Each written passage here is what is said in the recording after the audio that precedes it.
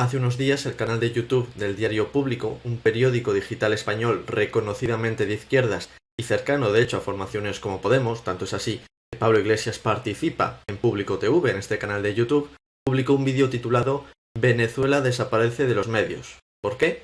El despegue económico venezolano. La miniatura del vídeo directamente habla de arreglo, literalmente. De lo que no se parecen haber dado cuenta los de Público es de que en su propio vídeo se dan 3 autozascas respecto a la situación de Venezuela que echan por tierra todo su discurso, además de hacer que nosotros nos echemos unas buenas risas. ¿Queréis saber cuáles son? Atentos.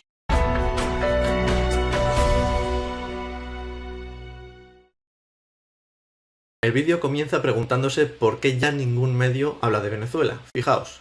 Desde hace un par de años, la proporción de información sobre Venezuela en los grandes medios ya no es la misma que antes. ¿A qué se debe este cambio? ¿Qué ha pasado? Y después insinúa que la razón detrás de esto es que Venezuela ha acabado con la situación desastrosa que tenía desde hacía varios años. Es decir, como los medios ya no hablan de mí, eso es porque no les interesa. Y si no les interesa, es claramente porque me va muy bien y no quieren contarlo. Para empezar, esto es una falacia. ¿Cuál es el volumen de información que nos llega a diario sobre la guerra en Siria? Pues ninguno.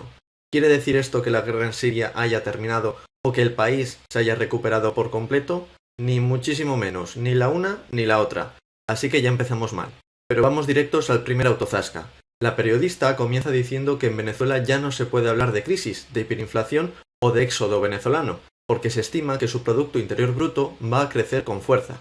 Palabras como hiperinflación, mega devaluación, crisis humanitaria, derrumbe petrolero y hasta el éxodo venezolano ya no sirven para describir la situación económica y social venezolana que, por muy frágil que parezca todavía, ahora mismo está dando señales de una mejora importante. En abril de este año, el banco de inversión Credit Suisse salió con unas previsiones impactantes. La economía de Venezuela crecerá un 20% en 2022 y será la que más rápido crezca a nivel global durante este año y el que viene. La agencia Bloomberg predijo un 8% de crecimiento del PIB, el mayor en los últimos 15 años. A este vaticinio se han ido sumando otros más modestos, pero aún con todo positivos. La Comisión Económica para América Latina, CEPAL, anunció que el país tendría el mejor desempeño de toda la región y hasta el Fondo Monetario Internacional proyectó un crecimiento de 1,5%. Parece modesto. Viene de una entidad que hace tan solo 4 años le calculaba a Venezuela una inflación de 1.000.000%. Y sin embargo, minutos después, parece que se come sus propias palabras. De manera que el crecimiento récord del que estamos hablando ahora es un crecimiento que es impresionante en términos porcentuales, pero que hay que verlo en su contexto. No es lo mismo crecer un 20% sobre un PIB de 40.000 millones que crecer un 4% sobre un PIB de 370.000 millones. En 2022, el PIB actual representará algo más que la cuarta parte del PIB del año 2013. ¡Zasca! Pues evidentemente no es lo mismo crecer al 20% siendo un país pobre que siendo un país rico. Un país pobre lo tiene mucho más fácil, puesto que tiene mucho margen para crecer. Normalmente puede liberalizar sectores de la economía que antes estaban regulados y eran ineficientes. O puede usar las tecnologías, el conocimiento y los métodos productivos de los países ricos y conseguir un producto final de muchísimo más valor que antes. Para los países ricos, en cambio, esto no es tan fácil, porque ya tienen incorporadas muchas mejoras tecnológicas. De manera que la última novedad que se haya descubierto no suele suponer, en el margen, marginalmente, una diferencia suficiente como para crecer a esos ritmos de doble dígito. El país que más creció en 2021, según los datos del Banco Mundial, por ejemplo, fue Libia, con una tasa impresionante superior al 30%.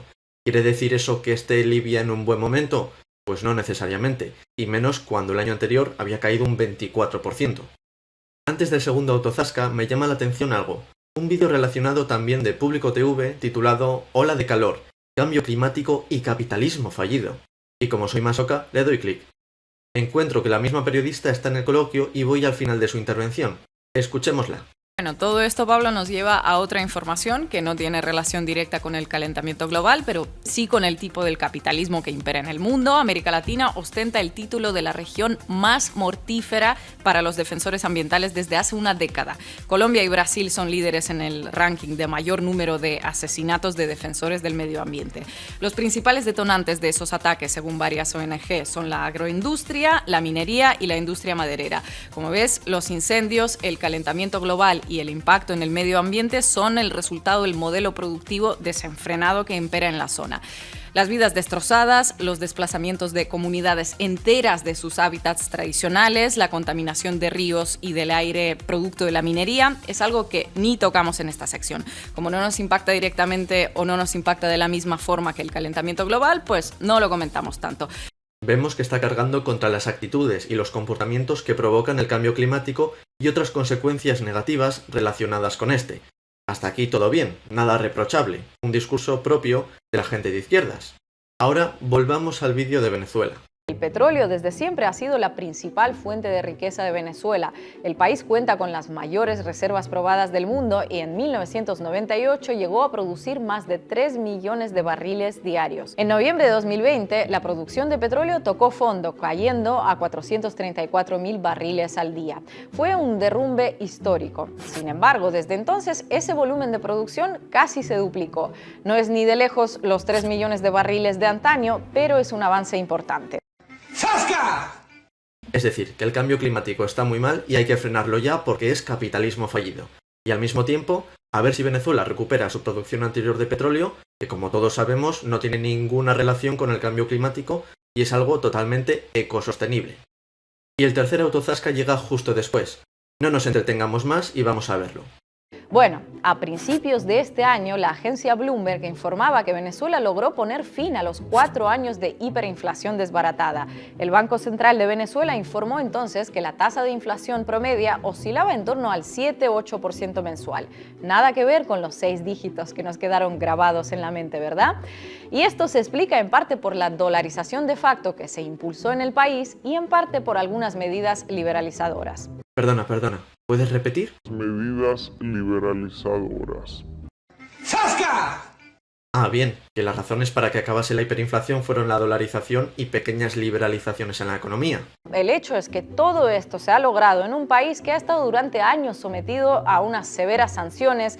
Pero, a ver señora, ¿cómo que se ha conseguido? Si me acabas de decir que ha sido gracias al dólar estadounidense y a un poquito más de libre mercado, por Dios. Y es que en todo el vídeo esta periodista no menciona ni una sola medida que haya tomado ninguna autoridad venezolana, salvo la liberalización como mucho, pero esa no les gusta porque no conduce al socialismo. Es decir, que Maduro no ha hecho nada para frenar la crisis. Venezuela ha parado de hundirse gracias a los precios del petróleo, a su repunte, sobre los que su gobierno no tiene ninguna influencia, y gracias también a que los individuos han comenzado a funcionar con el dólar e incluso con el oro, como ya adelantamos hace tiempo en este canal, lo cual también se le escapa de las manos, o mejor dicho, de las garras, a las autoridades venezolanas. En fin, qué difícil es ser de izquierdas.